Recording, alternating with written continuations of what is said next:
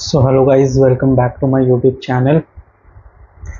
तो आज मैं पेरेंट्स के लिए कुछ लेकर आया हूँ और आई थिंक ये हर पेरेंट को समझना चाहिए और जानना चाहिए कि चिल्ड्रंस एक्चुअली है क्या। सो मैं रिसाइट करने वाला हूँ अभी one of my favourite poem from my favourite poet Khalil Gibran. तो उनकी एक बुक है द प्रॉफिट, और द प्रॉफिट में उनसे बहुत सारी चीज़ों के बारे में क्वेश्चन किया जाता है, उनसे मतलब उनके जो करेक्टर है उससे, और वो हर थीम के बारे में अपना अलग अलग आंसर करता है एंड वो आंसर्स पोएम में होते हैं बट बहुत ही डेप्थ रखते हैं। तो उनसे ऐसे ही एक लेडी पूछती है जिसका नाम अलमित्रा है कि टेल अस अबाउट चिल्ड्रन। तो यहाँ पे वो जो बताते हैं वो बहुत ज़्यादा मीनिंगफुल है और आई थिंक ये हर पेरेंट को समझना और पढ़ना चाहिए। ठीक है, तो मैं रिसाइट करता हूँ। This is from the book the Prophet of Khalil Gibran. ये सारे सिलेक्टेड वर्क है उनके, ठीक है, बहुत सारे काम है उनके, द मैडमैन, द प्रॉफिट। तो द प्रॉफिट में से ये जो है पोएम है। तो the women said speak to us of children, and he said your children are not your children, they are sons and daughters of life longing for itself. They come through you but not from you, and they are with you yet they belong not to you. अब यहाँ पे समझने वाली बात यह है कि हम बहुत ज़्यादा बच्चों पर अपना एक तरीके से हक जमाना चाहते हैं, ख़ासकर पेरेंट्स। तो वो एक बड़ी पिक्चर देखने में ना कामयाब नहीं हो पाते। और बड़ी पिक्चर क्या है? बड़ी पिक्चर ये है कि लाइफ ने तुम्हें चूज़ किया है अपने आप को आगे बढ़ाने के लिए। लाइफ का काम है आगे बढ़ते रहना, जीवन का काम है, और लाइफ ने तुम्हें चूज़ किया है ताकि उसका काम बनता रहे। तो आपके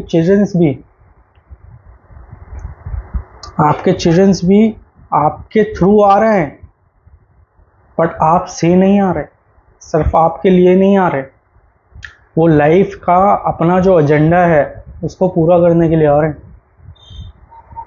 ये यहाँ पे बहुत समझने वाली बात है अगर कोई समझना चाहे तो। उसके बाद क्या होता है? उसके बाद ये होता है कि आप बहुत ज़्यादा सीरियस होके अपने बच्चों को कुछ नहीं बोलते, और आप ये भी समझते हैं कि हर चीज़ का अपना एक पर्पस है, आपका खुद का एक अपना पर्पस है, तो आपको वो पूरा करने में ज़्यादा मज़ा आता है फिर। ठीक है,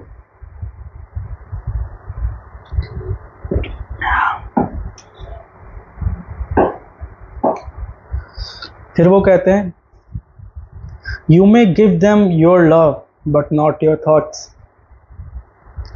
for they have their own thoughts. You may house their bodies but not their souls, for their souls dwell in the house of tomorrow, which you cannot visit, not even in your dreams. अब यहाँ पे क्या कह रहे हैं? आप उन्हें प्यार दोगे, अपने विचार नहीं दे पाओगे, क्योंकि विचार वक्त के साथ हमेशा बदलते रहते हैं और वक्त के साथ ही आते हैं, लाइफ के साथ ही आते हैं।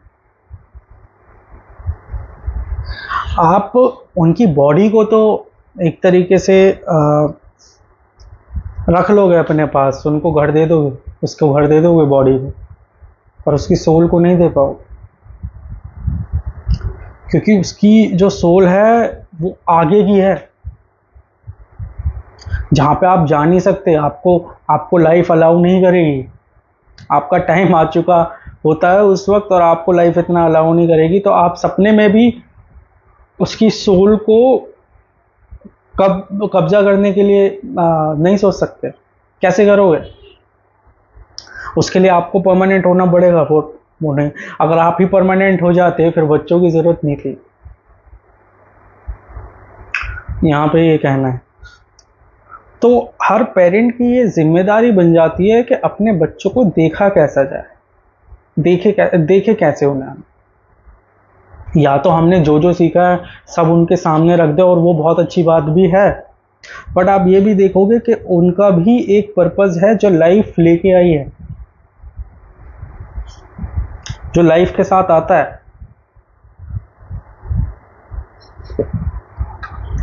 और ये हम बिना समझे बहुत बड़ी गलती करते हैं अगर हम समझते नहीं हैं।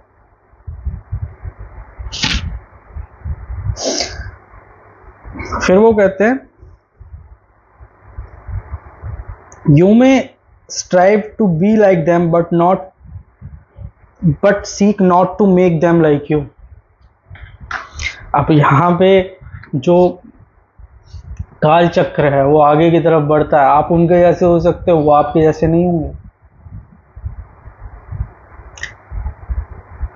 ठीक है, क्योंकि लाइफ का काम आगे बढ़ना है, पीछे जाना नहीं है। तो आप तो उनके जैसे हो जाओगे तो वो लाइफ के बाद साथ चल देगी बात, बट वो अगर आपके जैसे होंगे वो पीछे नहीं मुड़ सकते, अलाउ नहीं करेगा उन्हें time.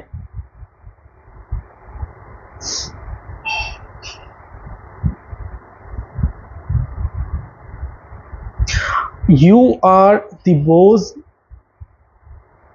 from which your children as living arrows are sent forth.